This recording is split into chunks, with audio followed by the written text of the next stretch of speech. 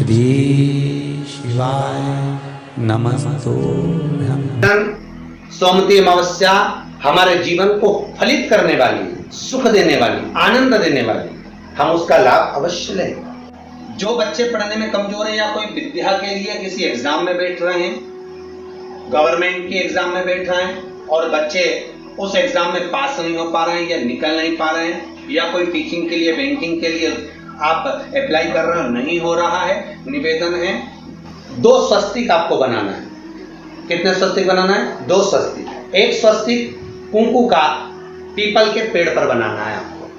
People के पेड़ पर बनाने के बाद में जमीन पर, भूमि पर एक घी का दिया लगाना है। दूसरा स्वस्तिक शंकर के मंदिर की चौखट पर आपको बनाना है, किसी भी एक साइड में, चाहे राइट में बनाना है चाहे लेफ्ट में बनाना है।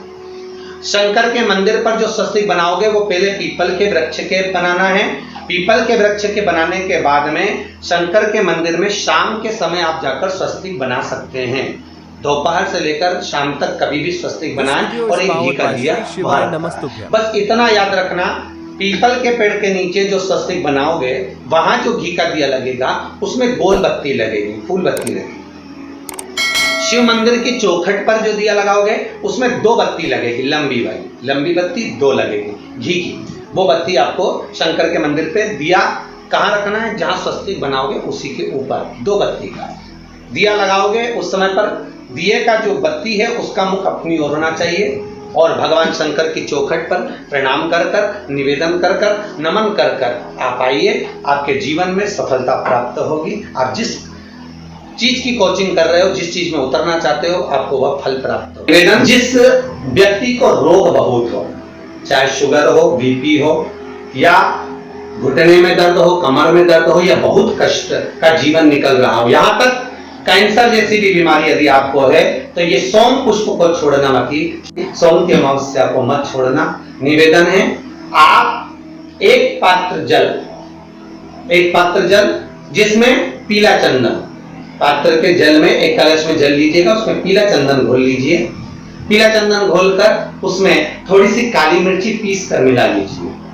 काली मिर्ची को पीस कर डाल दीजिए और उसमें 7 बेलपत्र उसके अंदर डाल दीजिए। 7 बेलपत्र के साथ में 7 वृक्ष के पत्ते, कोई भी वृक्ष जो आपके पास में हो, 7 वृक्ष के पत्ते उस कलश में डाल दीजिए।